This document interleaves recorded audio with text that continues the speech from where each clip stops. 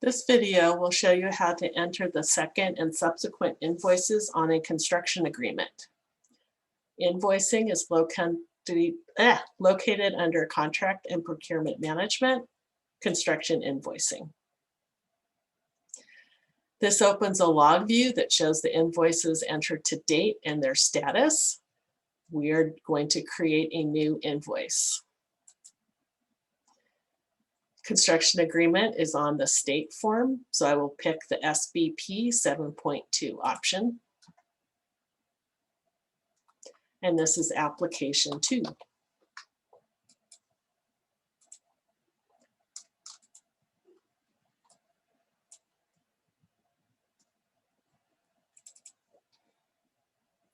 It's handy to have that application open while you're completing this business process, so that you have the rest of the information to complete.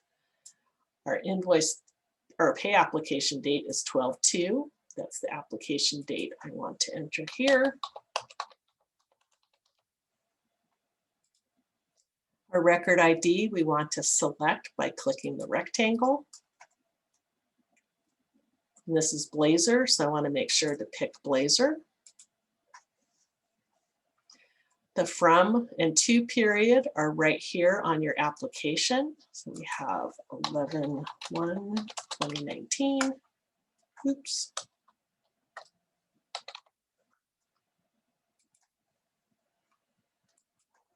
And 11/30/2019.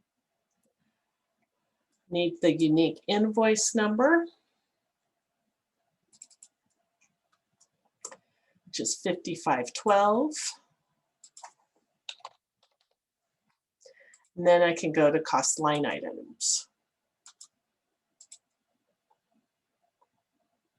Need to have my list of pay application line items, so I obtain that by clicking add. And this is pay app number 2. So a couple things you will notice here. We have the previously completed to date of 9,000. Our total completed to date are zeros waiting for our new entries. And our requested this period is a -9,000. So we have not entered in the new values so that this is not a -9,000. Let's look at our pay application. So here's our new total amount due. Site preparation is now 15,000. So I will scroll down to site preparation and I will enter in 15,000. These are straightforward because the pay application provides the information that we need. Site improvements is 4,000.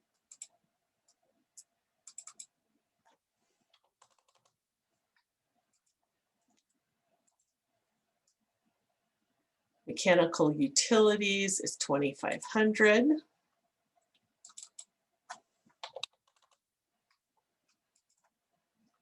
I wanted to be sure I wasn't missing anything. I can widen the column and see the full code name.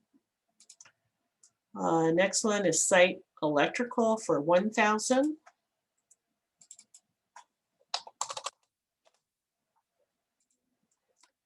And we have our bonds for 500. Which was previously billed, and it was 100%, so that's pretty easy to enter in anyways. Same with the insurance, they fully billed insurance. And they're not asking for any more in general conditions. So total completed to date, 28,500. That's the number I have here on my pay application. And it is also the number I have here on page 1. We have our prior payments of 9,000, which correctly shows on our sheet in Unifier.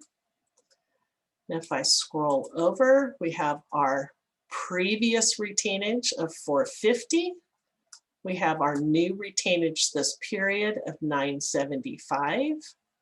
We have our requested this period is 19,500. Which matches our pay application, less our retainage, Shows us our current paid due of $18,525, which matches. So we know that everything has been entered in correctly. We can click the blue Save button.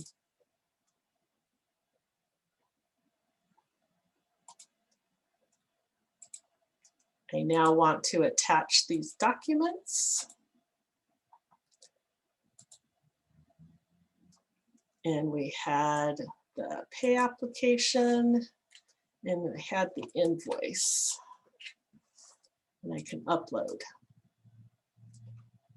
and click. Let's see, I think there might be a question that asks, have I attached anything? I don't see that, so we are good. We'll click send.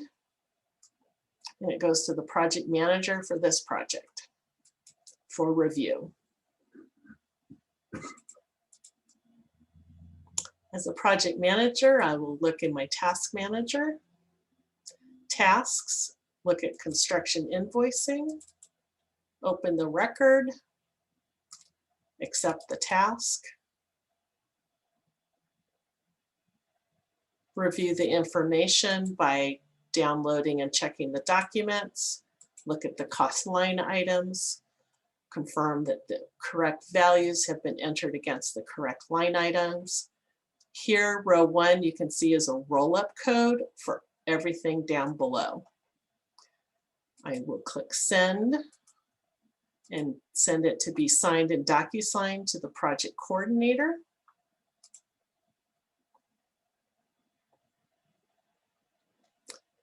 And now, as project coordinator, I will come to the project, go to my task manager, go to tasks. Notice I have a construction invoice to process.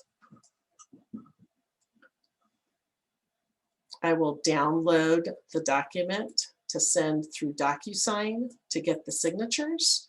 Upon receipt of the signatures, I will accept the task. I will replace this with the signed copy by clicking Revise, Browse, and this was Pay App 2 DocuSign. I will not label this DocuSign in real life. We'll click Upload. I will answer yes, I've attached the document, and click Send. And it's approved. It will automatically go to FM Accounts Payable. For this exercise, I won't copy them as this is a practice project.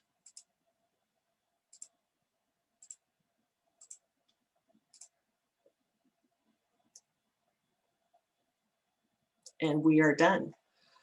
Take a look at the cost sheet to see the effects of these invoices that have been entered to date. Double click to open.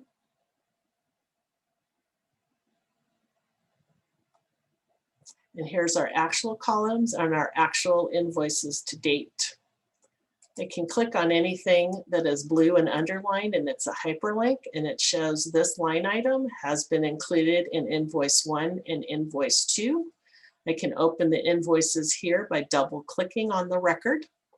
If I want to see the actual amounts, this is truncated, I will click on the arrow key to expand the view and I can see the full level of detail. Then I can go shrink back down and see both the cost sheet and the full level of detail. I can click on the rest of the numbers and see that 3,800 was only billed on invoice 2 and nothing was billed on invoice 1. And these are the actuals less retention.